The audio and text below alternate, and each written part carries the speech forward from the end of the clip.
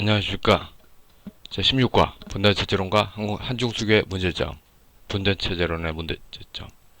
지난 시간은 광주민주항쟁의 피해자 문제를 둘러싸고 한국사회 인권 담론이 나타났음을 알아보았습니다.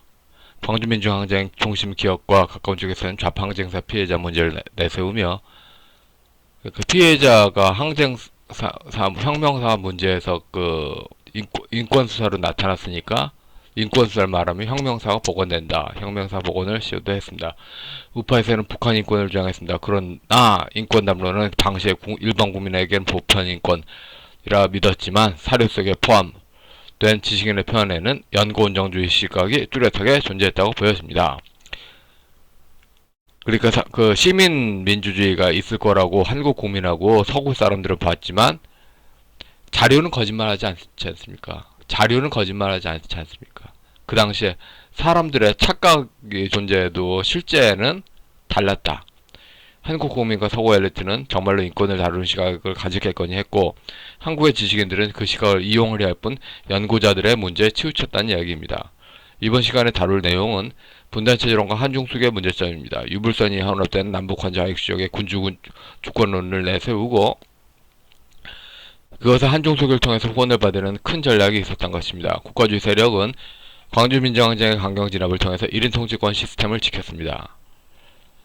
그러니까 그 제도의 그 합의를 동의한 게 아니라 일반 백성 맨 하층까지 어떤 시족 습관으로 동의를 시켜버리면은 그러면 그 습관이 과거 지향이 되잖아요. 그럼 그 안에서 새로운 시도가 다 막히는 거야. 예를 들어서 그 반공 그 시대 때 아랫사람들 일반 서민들까지 전부 반공 교과서로 교육시켰잖아요. 그래서 그 반공 교과서가 그 틀린 그 정보가 있어요. 틀린 정보를 아무리 말해도 듣질 않아. 그 식으로. 그래서 그 군사정권에서 여튼 그 시스템을 그렇게 조선시대식으로 보호를 하는데 성공을 했죠. 이들은 귀족 마피아 중심의 당파성을 중심의 유교를 구사한 세력에 완성을 합니다. 시족 습관으로 반복하는 관성에 빠지면 그 관성만으로 새로움을 추구하는 이들은 매우 힘들어지게 됩니다. 그러니까 그 빨갱이 개새끼 이런 식으로 믿는 속에서 소련만이 중화세계다, 공산주의가 뭐 그렇게 나쁜 게 아니다 하고 믿는 사람들은 힘들었겠죠. 뭐 물론 지금 그 서술에서 중립적으로 서술하니까 이런 표현이 나온 겁니다. 파벌 중심의 유교 신앙을 가진 이들은 총력전을 시도를 했음에도 패배했던 자괴감에 빠지게 됩니다. 그 세력은 참담한 감정 속에서 복수 의지를 다지면서 사회 각 부분에 더욱 그들의 조직을 확산합니다. 뭐 위장 그 취업 이런 거로 각 사회 조직에 노동운동 조직을 퍼뜨리고 뭐 각 조직 퍼뜨립니다. 그들 용어는 우공이산입니다.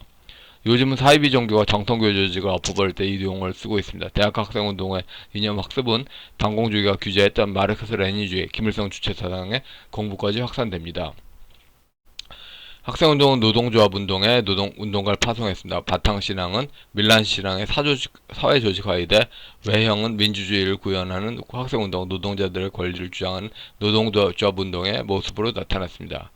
일반 국민은 밀란신앙도 몰랐고 계급주의 혁명 노선도 몰랐습니다. 일반인들의 자료의 한계 때문에 군사정권이 홍보하는 불순한 세력이란 말을 믿을 수밖에 없었습니다. 그러니까 정말로 이웃의 문제를 이성적으로 접근하는 인구는 소수입니다. 일반인의 기준으로 군사정권의 주장처럼 좌파가 북한의 체제의 꼭두각시가 아니라 실제는 북한 좌파의 아웃소싱에 가깝고 북한의 상명하복이 아니라 내부적 복수주의가 강하다는 게 기존의 반공담론과 다를 바 없다고 말할 수 있을 것입니다. 그게 그거다. 군사정권은 국민은 정당하다는 전제로 모든 문제를 북한 공산당의 대남 공작으로 설명했습니다. 당파 중심의 유교로 밀란 조직을 방대하게 꾸린 정당이 정치 자금이 갈급해서 외국의 지원 자금뿐만 아니라 북한 자금까지 받아줬던 측면을 군사정권 일관되게 북한에 종속된 꼭두각시로 해석했습니다. 외부 시각은 꼭두각시로 보일 것이고 내부 시각은 돈 받은 만큼 충성을 바치자는 것인데 사실은 어떻게 보이든지 본질이 달라지는 게 아닐 거라고 생각합니다. 좌파들은 반공 군사 정권의 자신들의 현실에 암울할수록 그들의 세력이 가장 강력했던 해방 공간의 자익 시대를 그리웠습니다. 국가주의 반공 세력이 이들 주재한 근본 원인이 대한민국 건국을 결사반대하며 총괄국에 투쟁하고 그 과정에서 정치 귀족들은 월북했으며 그 여파로 6.25 전쟁이 벌어졌고 그 이후에도 계속된 북한 공산당의 남한 체제 전복 지원과 연결이 되어 있습니다. 그들은 1948년에 건국된 대한민국의 존재가 불만이었습니다. 그들의 시각에서는 한미동맹 중심의 자유민주 대한민국은 전혀 공감되지 않으며 연구와 다른 이들만이 선호하는 그들끼리의 상상세계의 산물입니다. 그들에게는 중국 고대 신화에 깔린 사회주의 노선만이 정통적인 것이며 그렇지 않은 것은 외부가 삽입한 것으로 논합니다. 그들이 가장 강력했던 해방 공간의 남북 공산주의 귀족들의 연합의 시대를 그리웠습니다. 그런 이들끼리 대동사회 조직으로서 민족 해방 통일 전선 조직을 생각했습니다. 그들에게는 평양이 소련의 군정에 종속된 부족들의 중심이며 그 동심에 원에 복종하지 않는 이들이 오랑캐였습니다. 그러한 오랑캐는 축출 대상입니다. 그러나 현실에서는 그러한 속내를 드러내면 그것은 그들의 죽음을 의미했습니다. 김일성 공산당의 존재가 반공실험이나 억울하고 완통한 현실이고 그런 북한 공산정권의 붕괴가 김일성의 존재를 불인정한 북한 주민 시족 공동체의 대동사를 이룬다는 종말론적 신앙은 군사독재 때 권력을 가졌지만 숫자적으로 건국 반대 시하의 혁명 투쟁했던 이들에 비해서 소수였다고 여겨집니다. 그러니까 김정일, 김일성 가문을 뺀 나머지 시족의 대동. 그래서 뭐 탈북자들도 김일성 가문만 조진다. 그렇게 표현한 분들도 계시죠. 이념적으로는 이들과 정반대 편으로 보여지지만 종교적 신앙 사유 구조는 좌파와 상당한 공통 분모를 가지고 있음이 보여집니다. 그러니까 그 대동, 그 오랑캐를 몰아내고 그래서 김일성 가문을 오랑캐로 보고 나머지를 대동으로서 바라본다. 그 중국식 대동신화 이거를 가지는 그 공통분모가 있다. 그들은 7.4 남북공동성명 이후에 반유신운동부터 1980년 민주운동 및 현재 이르기까지 남북한 공산주의 세력의 유교적인 시족사회적인 대동의식을 꾸준히 유지했습니다. 이것이 실제 행위이며 민법 108조 통정한 허위 표시로서 은닉행위로서 서양 인문학의 번역해서 개념으로 복잡하게 위장했습니다. 이러한 중국 진앙적 밀란 종교를 인식하지 못할 만큼 허위의 외관으로서 기독교 신앙 조직에 신종교 밀란 신앙을 덧씌웠습니다. 자신들의 체제 전복 의지는 시족 혈연을 공유하지 않는 이들에게는 자기들의 권력 확장이 되기 전에는 숨기려 해서 나타난 움직임입니다. 학생운동 조직과 노동운동 조직에서 민중민주화 민족해방파는 극심한 다툼을 벌입니다. 백낙천은 이를 통합하자는 의미로 과거 김대중 세력을 이끈 민중신학의 정치담론을 종합하여 분단체제론을 제기합니다. 분단체제론을 이해할 때는 민중신학의 각 보스들의 북한 관점을 전부 이해해야 됩니다. 그걸 전부 결합했기 때문에 분단체제론은 종북진영의 단일 철학이 될 수 있죠. 김대중의 3단계 통일론에 맞춰진 신종교 종말론이 본질이면서 기독교 종말론인 것 같은 착각과 단순한 서양적인 인문사학적인 착각을 하는 이들에게도 그대로 읽혀지길 바랬습니다. 그러니까 그 백낙천이 월러슈타인 이야기하는 거 그거는 철저하게 속이 빈말이고 원불교 교리로 봐야지 분단체제로는 제대로 이해한다. 이거죠. 2011년 입장에서 분단체제론을 읽으면 판문점 선언에서 나타난 남한 토착 세력과 북한 공산 세력이 연합해서 싸우는 좌익부족 단결을 의미하는 대동사회를 평화로 규정하는 중국 문명의 부족전쟁 승리선언 같은 비슷한 것의 로드맵이 보여집니다. 그러나 90년대 중반에 분단체제론이 발표되고 상당 기간까지 반공 자유민주를 수호하는 국민계층에게는 분단체제론의 어휘들은 전혀 해석되지 못했습니다. 제3세계 저개발국가였던 당시 사회에서는 다수 국민은 국가만 바라보며 살았습니다. 그런 차원에서 경제발전을 바라보았습니다. 부사정부는 그 왕중심의 대동을 구사하는 유교로 사회통합을 기대했습니다. 이러한 유교적 사회통합을 해결 철학으로 해석했습니다. 그러나 그것은 국민윤리로 일반인들에게 다가왔습니다.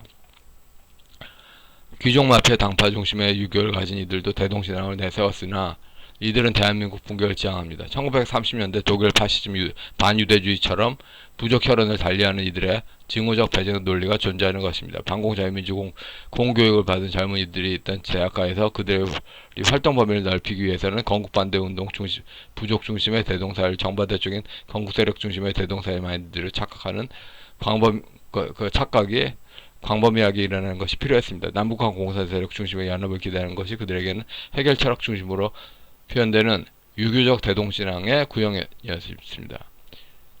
이 해결 철학을 유교적 대동신앙으로 읽는 거의 원조가 군사정권의 그 박정홍 씨였고, 이런 시각이 계속 유지가 됐다는 이야기죠. 한중수교의 문제점. 여기에 또 하나의 대국민 사기극으로서 한중수교 문제점이 나타납니다. 한중수교의 그 이전에 교육을 받았던 일반 국민들은 중국 공산당은 모택동 체제로 기억되는 폐쇄적 전체주의 체제였습니다. 중국 사회는 한중수교 이전의 그 개혁 개방을 모습을 보여준 바 있습니다. 중국 공산당은 한중수교 당시에 모택동 공산주의를 전파하지 않는다는 약속했습니다. 중공은 공산주의 문화를 수출하지 않겠으며 경제적 관계에 주권되는 관계를 하겠다는 주장을 합니다. 그들의 주장은 절반은 맞고 절반은 틀렸습니다. 한중수교 이후에도 일반인이 쉽게 알만한 현대 중국 사회에 공산주의는 도입되지 않았습니다. 용어로 일반인들이 쉽게 공산주의가 중국으로부터 수입됐다고 인정될 어떤 것도 없었습니다. 그러나 중국 고대 및 중세사회에 깔린 공산주의 문화는 수입이 됐습니다. 그러니까 일제시대 조선공산당 운동에 깔린 중국 문명 고대 사회에 깔린 그런 그 공산주의 문화, 예를 들어서 그 맹자에서도 그 숱하게 나타나는 그 대동 사회 신화에 깔린 그 공산주의적 코드, 이런 것이 그 한국 좌파 문화를 지원하기 위해서 나타났다 이거죠. 중공은 냉전 시대를 살아간 아시아 사람들의 유불선 신앙을 착한데 소련 공산주의가 수입돼서 문제가 됐다는 국민에게 보편적으로 퍼졌던 지식의 허점을 공격한 것입니다. 그래, 유불선 그 중국이 공산당이다. 중국이 공산당이다. 그러니까 공산당이 그 중국 인민을 망친 게 아니라 중국이 공산당이다.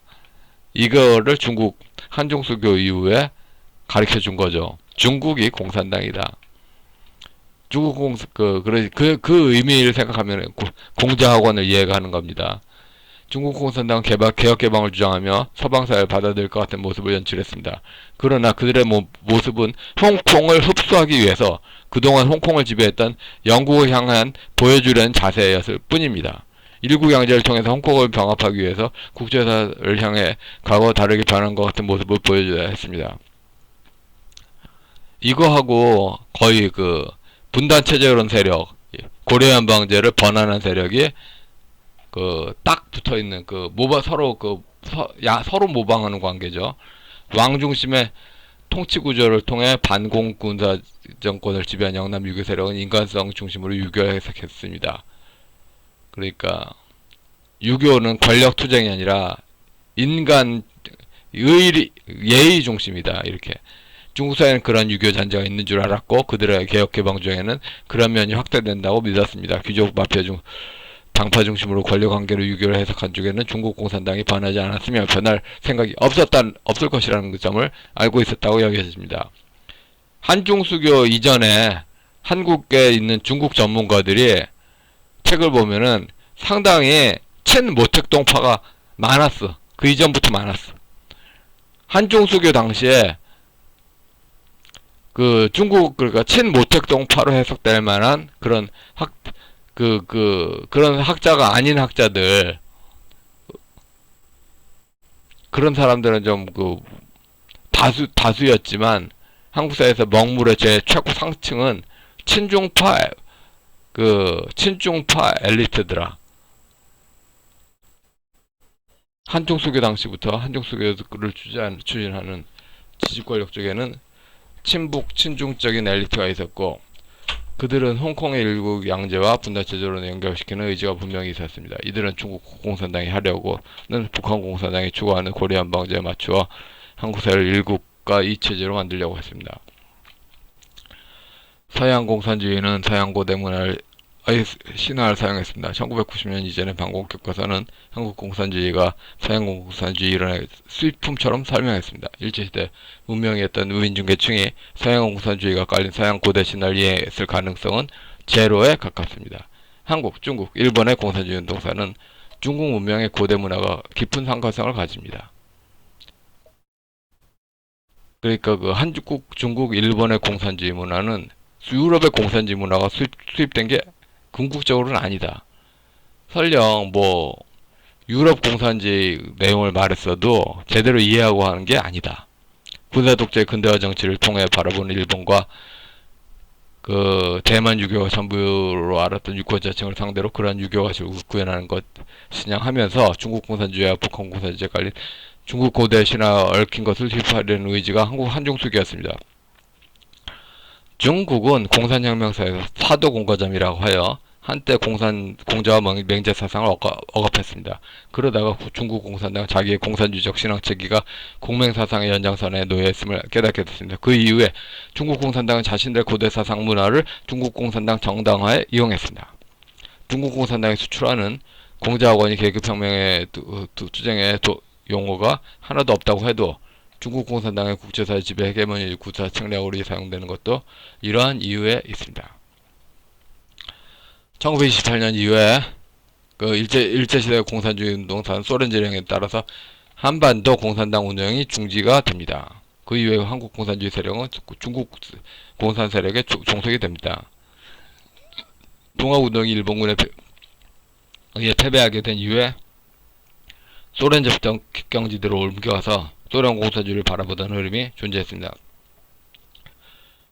그리고 그러한 그 흐름이 소련의 코민테른 지령하에 조선 공산당 해체 이후의 흐름이 만나게 된 것입니다. 중국의 한족 지배 문화 얽힌 한족 공산당 문화는 북한 공산 독재 체제의 기초가 됩니다. 이런 흐름은 남한 내부의 공산주의 운동사에도 유입이 됩니다. 슬라브 민족주의와 동방정교의 종교 사상이 주축을 이룬 소련 사회주의는 직접적으로 일제시대 공산운동사에 커다란 영향을 끼치진 못했던 것입니다. 반공교과서는 틀렸어요. 반공교과서는 그 소련의 직계가 상당한 파워를 구사했다. 그렇지 않습니다. 일제시대 공산주의 운동사를 다룬 역사책마다 이 부분은 공통적으로 기술하고 있습니다. 대부분의 일제시대 공산주의 운동을 다룬 책들은 일제시대의 공산주의가 소련 죽수입이기보다는 조선시대 문화를 새롭게 해석한 방식이라고 기술합니다. 한중수교는 동학을 기초로 형성된 남북한 공산주의 운동을 태평천국의 난을 기초로 형성된 중국 공산주의 흐름에 비추어 해석하는 흐름에 의도해서 맺어졌습니다. 일반 국민에게는 민법 108조 통정한 화폐 사기였습니다. 정치인들은 한중수교 이후에 벌어지는 학계 흐름을 알고 있었으면서 경고하지 않았고 진행 과정의 위험을 지적하지 않았습니다. 최근 중국 공산당은 국제사회를 향해서 공격적으로 한반도가 과거부터 지금까지 중공의 권력에 복속된 것이라고 주장하고 홍보합니다. 역사적 사실, 실제 사실을 살펴보면 한국이 공산주의적 공격적으로 반중을 내세우며 그런 동심원에서 벗어나려 하지 않는 한 그들의 주장을 국제사회에서 막기는 대단히 어려워 보입니다. 신라만 해도 그래요.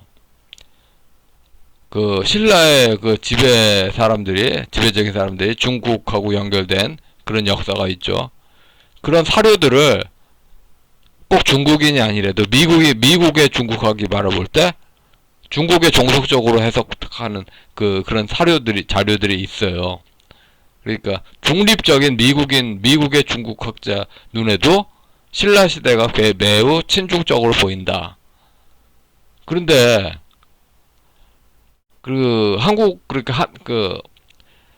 한국인이 친미를 주장하며 반중을 주장하고 그럴 때만이 그 사료가 그 신라시대에 그랬던 중국하고 연결된 사료가 중국하고 좀 분리가 된다고 해석해주는 세력이 있지, 지금처럼 어정쩡한 중립 포지션 취하면은 그 사료 전부 다 친중적으로 해석하는 게 국제사회 여론이 될 겁니다.